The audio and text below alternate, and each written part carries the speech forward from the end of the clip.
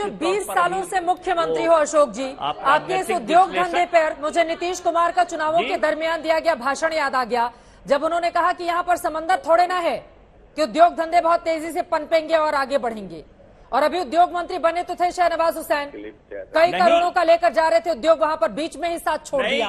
तो यही तो बात है, यही तो बात है कि उस समुद्र में नीतीश जी थे जिस समुद्र में केवल लफाजी होती थी, भाषणबाजी होती थी कि हम बिहार को एक सुंदर माहौल देंगे, बिहार ही नहीं पूरे देश को देंगे। आज देश की जनता ठगी गई है, आज देश की जनता बड़ी चिंतित है, आज देश का नौजवान चिंतित है। कहां है रोजगार? इतने सालों से लोग, आप चित्रा जी ध्यान से देखिए, निश्चित तौर पर बीजेपी का ग्लैमर ये जैसे इवेंट होता है उस तरह तो चलता है, लेकिन यथार्थ में जनता त्राही त्राही कर रही है, जनता रो रही है। बिहार में रोजगार नहीं आया, उसके लिए नीतीश जिम्मेदार नहीं है, बीजेपी जिम्मेदार है। अशोक सिंह जी, आप ये कह रहे हैं नीतीश कुमार जिम्मेदार नहीं है, वो लाना चाहते थे लेकिन बीजेपी हाथ पकड़ के रोक देती थी कि मत लेकर जाइए रोजगार।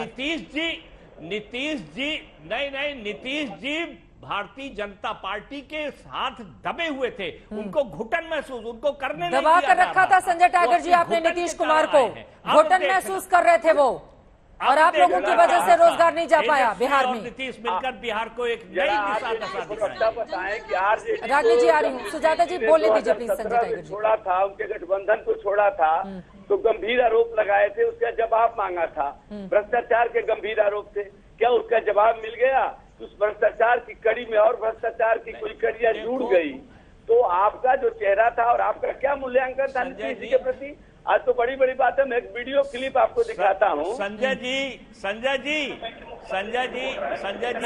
आप लें कि ये जो समाजवादी विचारधारा नेटवर्क की के लोग दिक्कत है, इस होते वजह से हैं, सिर्फ आपकी आवाज हम सुन पा रहे हैं, इस वजह से वीडियो हम देख नहीं पाएंगे। नहीं अशोक सिंह जी, अशोक सिंह जी, प्रदेश की इज्जत और मर्यादा की बात आती है तो एकजुट होकर देश की राजनीति में साथ हो जाते हैं। वो तेजस्वी यादव जब जबरदस्त तरीके से नीतीश कुमार पर निशाना साध रहे थे उस समय का वीडियो दिखा रहे हैं, लेकिन अशोक सिंह जी, लालू प्रसाद यादव जी का जरा मैं एक ट्वीट पढ़ देती हूँ जो जबरदस्त तरीके से वायरल है। सुनिए ना सर, अशोक जी सुनिए ना, अशोक जी सुन लीजिए। तो नीतीश कुमार के लिए ये किया गया ट्वीट है, बहुत ज्यादा समय हुआ नहीं इसको।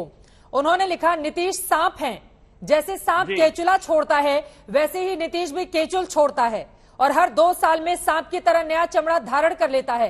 किसी को शक? तो अभी 2 साल बाकी है 2024 में।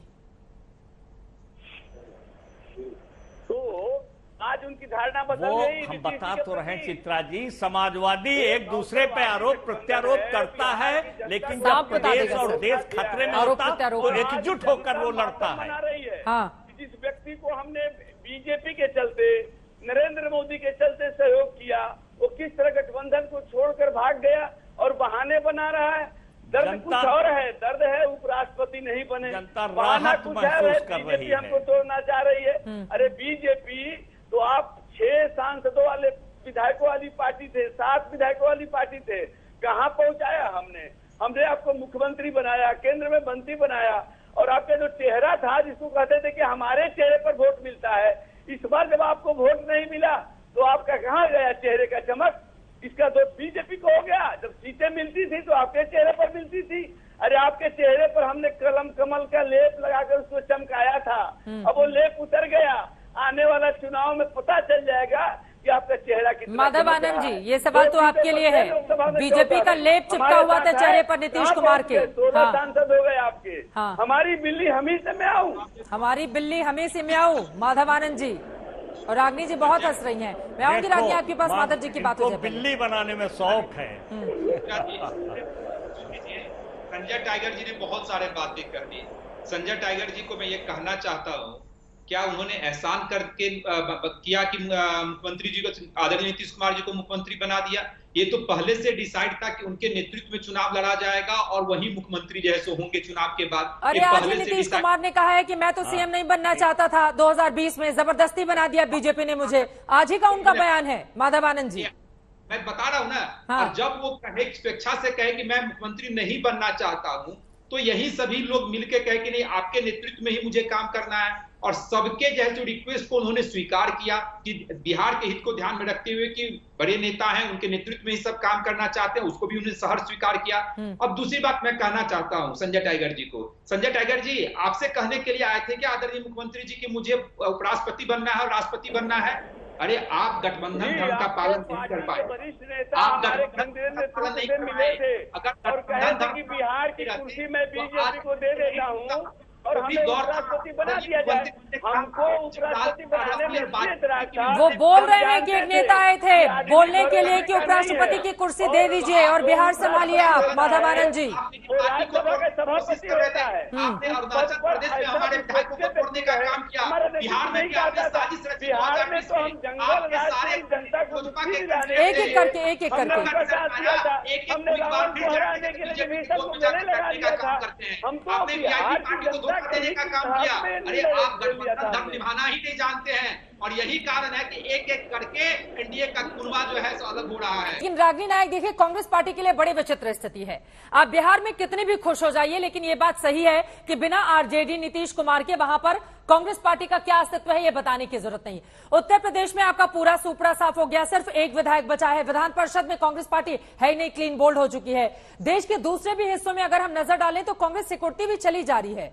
ऐसे में 2024 में अगर आप लोग ये दावा करें, एक तरफ राहुल गांधी हैं, नीतीश कुमार बिहार से हो गए, ममता बनर्जी बंगाल से हो गई, दिल्ली के सीएम अरविंद केजरीवाल, मतलब मोदी के सामने इतने सारे उम्मीदवार खड़े हो जाएंगे। बड़ा चेहरा, ताकतवर चेहरा उनके सामने कौन होगा जो मोदी को चुनौती दे पाएगा? रागिनी नायक जी, देखिए, एक पार्टी जिसका पैन इंडिया प्रेजेंस है लोकसभा में भी और क्षेत्रों में भी, क्षेत्रीय अगर हम राजनीतिक समीकरण की बात करें तो वो कांग्रेस पार्टी, एक ऐसा धागा जो तमाम मोतियों को एक माला के रूप में पिरोकर रख सकता है। और कांग्रेस की छाप देश के हर कोने, हर जिले, हर गांव, हर देहात, हर शहर में है। इस बात से तो कोई, मुझे लगता है, गुरेज कर ही नहीं सकता। तो ऐसे में क्या संभावनाएं बनेंगी लोकसभा चुनाव की और क्षेत्रीय दल किस तरीके से उभर कर आ सकते हैं, कांग्रेस पार्टी के साथ उनका क्या गठबंधन होगा, किस तरीके से कदम ताल चलेगी, ये बड़े प्रश्न है और वाजिब प्रश्न भी है जो आप पूछ रही हैं। और समय के साथ साथ मुझे लगता है इनका जवाब मिलता रहेगा। पर मैं तो आज ये कहना चाहती हूँ चित्रा जी कि देखिए, ऊंट जो है ना, ऊंट, ये बिल्ली की बात कर रहे थे, मैंने बता दूं, ऊंट जो है वो अपनी ऊंचाई पर बड़ा इतराता है, पर जब पहाड़ के नीचे आता है तो कैसे बिलबिलाता है, इसका प्रत्यक्ष प्रमाण आज आपको देखने के लिए मिल गया। हमेशा मुंह में राम बगल में छुरी वाली राजनीति के चलते इनके घटक दल, आपने खुद कहा 24 थे, उससे 16 रह गए हैं। बड़े बड़े जो मुख्य क्षेत्रीय दल थे जिनके साथ ये जूनियर पार्टनर के रूप में सरकार चलाते थे, उन्होंने तो जल्द से जल्द इनसे दामन छुड़ाने का काम किया है। आज ये जेडीयू की तरफ उंगली उठा रहे हैं। अरे चिराग पासवान को प्यादा बनाकर राजनीतिक शतरंज पर चाले चलने का काम तो इन्होंने चुनाव से पहले ही शुरू कर दिया था। और आप शिवसेना तो मान लीजिए अब आपके विरोध में थी, तो आप एकनाथ शिंदे गुट को अलग करके आपने वहां पर सरकार तोड़ दी, गिरा दी। लेकिन जो आपकी सहयोगी सरकार है उसको भी आप आरपीसी सिंह के कंधे पर रखकर बंदूक चलाकर गिरा रहे थे। तो ये तमाम घटक दल जो अभी इनके साथ हैं और जो आगे आने वाले भी हैं, वो इनसे सावधान होकर खड़े हो गए हैं। और मैं तो ये कहना चाहती हूँ, केवल एक लाइन और बोलूंगी बिहार के बारे में, कि एक ऐसा प्रदेश, ऐसी पावन भूमि, अडवाणी जी के सांप्रदायिक रथ यात्रा को रोकने वाला बिहार और आज मोदी जी के सांप्रदायिक बुलडोजर से लोकतंत्र को बचाने वाला भी बिहार ही साबित हुआ है। इसीलिए बिहार के महागठबंधन को कम कर अगर आप आंक रहे हैं तो वो आपकी गलती है और ये मुझे लगता है समय के साथ पता चल जाएगी। सुजाता जी के लिए बस एक लाइन और कहूंगी, बस 10 सेकंड दे दीजिए, एक लाइन और कहूंगी कि आप कांग्रेस पर सवाल उठाने से पहले जरा अपने गिरेबान में झांक कर देखिए और मोदी जी के 15 लाख, 2 करोड़ नौकरी, बुलेट ट्रेन, स्मार्ट सिटी, किसानों की दुगनी आय और 2022 तक घर, ये सारे वायदे ये जो आरोप